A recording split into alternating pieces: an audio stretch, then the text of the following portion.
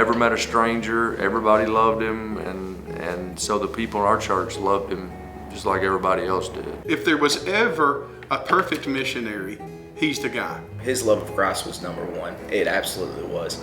But Soy was fun. He made a serious moment not serious. He would always make everybody laugh in the room. He was very faithful in his walk with the Lord and very faithful in their ministry. He worked very hard in their ministry there. I met Soy probably over 10 years ago now. It really come from his father-in-law, Brother Teddy Turrentine, down in Grand Bay, Alabama, who's originally a Danville native, which is where I'm from.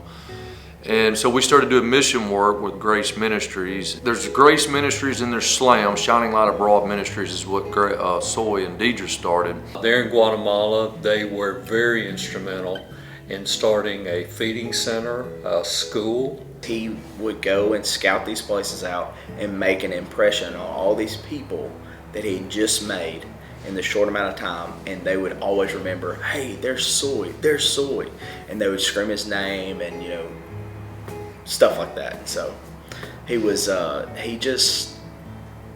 when I say that he loved people in a way that they were so comfortable around him and so relatable to him immediately. He was just the type of person that he was accepting of everybody. He treated everyone the same. He loved everybody.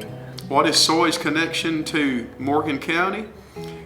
Everybody that's been on a trip met him, and they come back with a Soy story. You know, that infectious laugh and that personality and his ability to build a relationship like that. And so you come back with a Soy experience and a Soy story. He loved it. That was his home. He even viewed Guatemala. He said, you know, I was like, you coming home for Thanksgiving? He goes, dude, I am home. I'm in Guatemala. Michael Soy Taylor, he was a missionary in Guatemala, killed in a robbery attempt. Hey, he's on the back porch with his family. He's watching a football game, Alabama football. What a great place to be with your family. He and Deidre are on the back porch. The girls are in the house. And so suddenly, shock. You know, they're faced with something they never imagined they would be faced with. And it went down pretty quick. Deidre runs into the house to make sure that the girls are taken care of. And Soy stays outside to kind of fend off the guys who had suddenly surprised them. He's doing the right thing. You know, there's a shot fired, and he knows he's hurt. And so what's the first feeling from me and others like me? Well, again, shock, but also hope. We immediately went into a time of prayer for Soy and Deidre and their girls. And then we begin to get word late that night, surgery's not going well. We don't know how this is going to look. They're going to airlift him. And so all of our hopes and our prayers, our believing that this situation wouldn't turn out tragic, it did.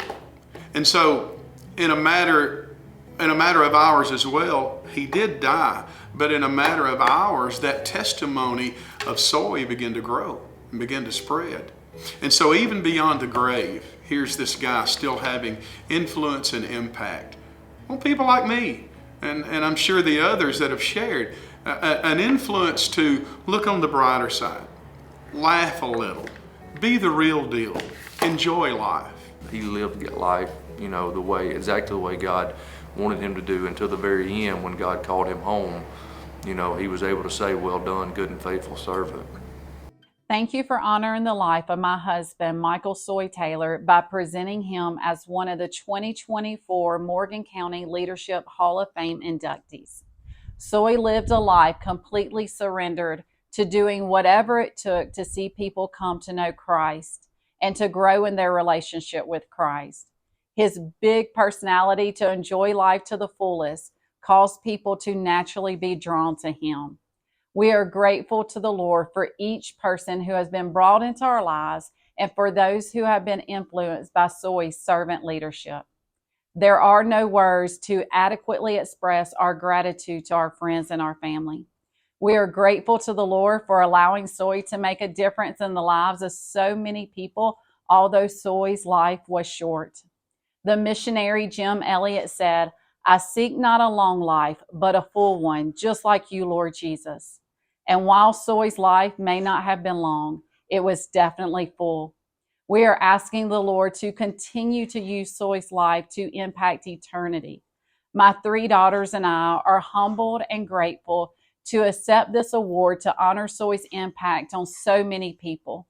It is our prayer that through Soy's life, then Jesus Christ will continue to receive all of the honor and the glory.